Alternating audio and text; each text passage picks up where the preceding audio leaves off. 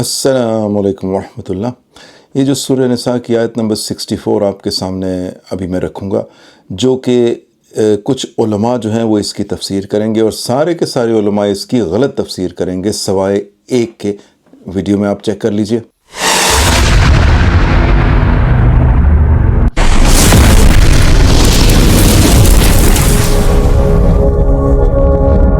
علامہ عتبی رحمۃ اللہ علیہ قبر پر بیٹھے تھے۔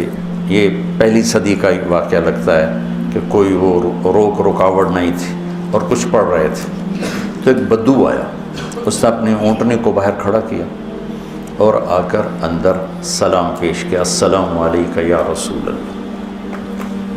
تو آ کر سلام پیش کیا اور کہنے لگا، یا رسول اللہ، آپ کے رب کہتے ہیں وَلَوْ أَنَّهُمْ إِذْ ظَلَمُوا أَنفُسَهُمْ جَاءُوكَ، اگر یہ گناہ کر کے آپ کے پاس آ جائیں، فَاسْتَغْفَرُوا اللَّهَ، اور معافی مانگیں اللہ سے، وَاسْتَغْفَرَ لَهُمُ الرَّسُولُ، اور آپ بھی پھر اللہ سے ہمارے لیے معافی مانگیں تو اللہ معاف کرتا ہے۔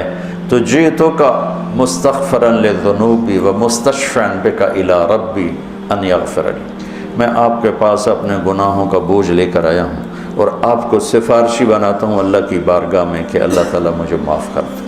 اور پھر وہ روتا ہوا باہر نکل گیا۔ علامہ عتبی کو ایک دم نیند آ گئی، بیٹھ تو خواب میں اللہ کے نبی کا دیدار ہوا کہ عتبی جاؤ اس بدو کو خوشخبری دے دو کہ تیری فریادیں پہنچیں اور تیری بخشش ہوگی۔ کہ حضور کے وصال کے کچھ عرصہ بعد امام عتبی کہتے ہیں کہ میں حضور کے روضہ انور کے قریب بیٹھا تھا کہ ایک شخص آیا اور اس نے حضور کی بارگاہ میں گناہوں کی بخشش اور مغفرت کا سوال کیا، اور اتنی ضد کی کہ جس طرح کوئی اڑی کر جاتا ہے تو اس طرح وہ بہت زیادہ ضد کرتا تھا اور بار بار کہتا تھا یہ تو مستغفرا لذنبی، میں اپنے گناہوں کی بخشش و مغفرت کے لیے آیا ہوں اور اس کے بغیر نہیں جاؤں گا۔ تو وہ اس طرح بات کر رہا تھا۔ تو امام عتبی کہتے ہیں کہ وہ چلا گیا تو میری آنکھ لگ گئی، جب آنکھ لگی تو حضور کی مجھے زیارت نصیب ہوئی، اور آقا کریم نے فرمایا قم یا عتبی، اے عتبی اٹھو اور اس عرابی کو، اس دیہاتی کو تلاش کرو، اور جب تمہیں مل جائے فبشرہ بالجنہ، میری جانب سے جنت کی بشارت دیتا ہو۔ اور اسی طرح وسیلہ بنانے کے لیے خود اللہ تعالیٰ نے ارشاد فرمایا وَلَوْ أَنَّهُمْ إِذْ ظَلَمُوا أَنفُسَهُمْ جَاءُوكَ فَاسْتَغْفَرُوا اللَّهَ وَاسْتَغْفَرَ لَهُمُ الرَّسُولُ لَوَجَدُوا اللَّهَ تَوَّابًا رَحِيمًا۔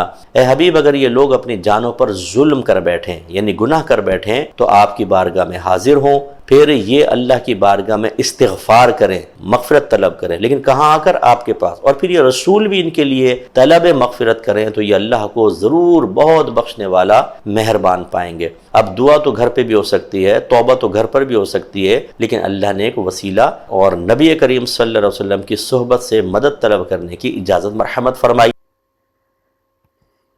وہ مشہور زمانہ آیت مبارکہ مفتی اکمل صاحب نے تلاوت کی، اس میں بھی وَلَوْ أَنَّهُمْ إِذْ ظَلَمُوا أَنفُسَهُمْ جَاءُوكَ، اے نبی یہ جب اپنی جانوں پر ظلم کر لیں تو آپ کی بارگاہ میں حاضر ہوں اور پھر آپ اللہ کے حضور ان کے لیے دعا کریں، سفارش کریں، تو یہ اللہ کو غفور رحیم پائیں گے۔ وہ کہتے ہیں جی یہ آیت اس بات کا ثبوت ہے کہ آپ نے نبی علیہ السلام کی قبر مبارک پہ جا کے ان سے عرض کرنا ہے، حالانکہ اس آیت میں کہیں یہ نہیں لکھا ہوا۔ اتنے ظالم ہیں یہ، آؤٹ آف کانٹیکسٹ چیز کو کوٹ کرتے ہیں۔ یہ سورۃ النساء کی جو آیت نمبر 64 ہے، اس کو پیچھے سے پڑھنا شروع کریں تو آپ کو پتا چلے گا یہ ان نام نہاد مسلمانوں کے بارے میں ہے جو بیسیکلی منافقین تھے اور طاغوت سے فیصلہ کرواتے تھے، یہودیوں سے جا کے فیصلہ کرواتے تھے۔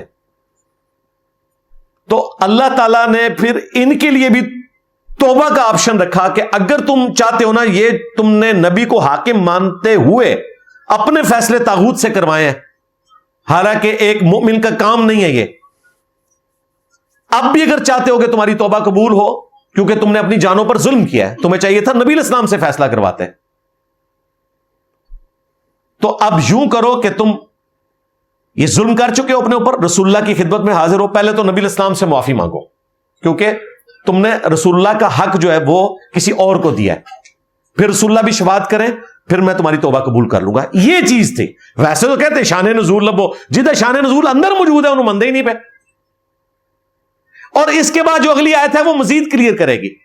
فلا وربک لا یؤمنون حتی یحکموک، اے نبی تیرے رب ہونے کی قسم کبھی یہ مومن ہو ہی نہیں سکتے جب تک کہ ہر فیصلے میں آپ کو حاکم نہ مان لیں، اور جب آپ فیصلہ کر دیں اس کے بعد اپنے دل میں بھی کوئی تنگی محسوس نہ کریں اس فیصلے کے بارے میں، تب یہ مومن ہوں گے.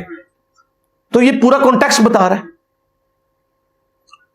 اس کو قبر رسول پہ ایکسٹرا پلیٹ کرنا وَلَوْ أَنَّهُمْ إِذْ ظَلَمُوا أَنفُسَهُمْ جَاءُوكَ کوئی لینا دینا ہی نہیں.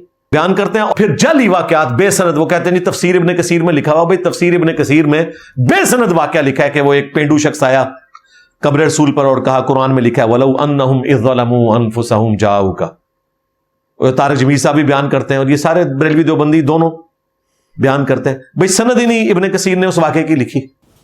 یہ واقعہ جن علماء نے بھی بیان کیا ہے انہوں نے غیر ذمہ داری کا مظاہرہ کیا ہے، مگر ان میں سے سب سے زیادہ غیر ذمہ دار جو نکلے ہیں وہ ہیں مفتی اکمل، کیونکہ انہوں نے نہ صرف یہ کہ واقعہ بیان کیا ہے جس کی کوئی سند ہی نہیں ہے، جس واقعے کی کوئی سند نہ ہو اس کو 1 سیکنڈ میں ریجیکٹ کر دیا جاتا ہے. یہ اصول ہے.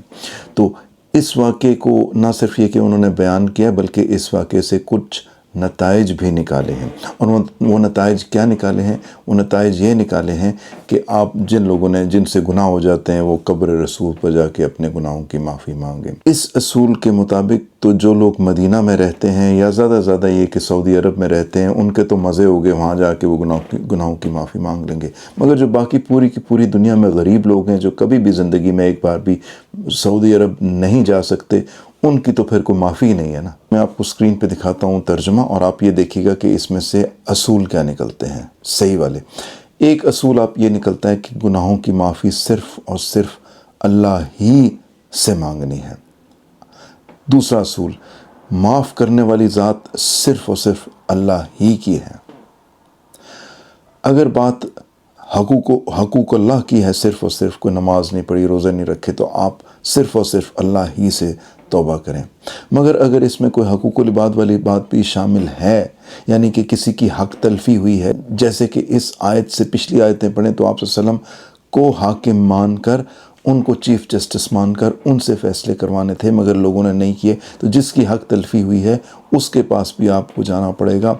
آج کل کے زمانے میں فرض کریں کسی کی حق تلفی ہوئی ہے، کسی نے کسی کے پیسے مار لیے ہیں، تو آپ کو اس کے پاس جانا پڑے گا اور اس کو وہ پیسے واپس بھی کرنے پڑیں گے جس کی چوری کی ہے یا جس سے کوئی زیادتی کی ہے، اس کا ازالہ بھی آپ کو کرنا پڑے گا. اس واقعے کی تو کوئی سند ہے ہی نہیں، یہ تو 1 سیکنڈ میں ریجیکٹ ہو جاتا ہے. ہاں، اس طرح کی ایک روایت مصنف ابن ابی شیبہ میں بھی موجود ہے اور اس میں وہ ہے مالک الدار والی روایت. اس میں یہ ہے کہ مالک الدار جب گئے آپ صلی اللہ علیہ وسلم کے روضہ مبارک پر تو وہاں ان کو نیند آ گئی، اونگ آ گئی، اور اس میں آپ صلی اللہ علیہ وسلم نے ان کو حضرت عمر رضی اللہ عنہ کے لیے کوئی پیغام دیا. مصنف ابن ابی شیبہ والی روایت میں احمش مدلس ہیں، ان سے روایت کر رہے ہیں، سما کی تصریح موجود نہیں ہے.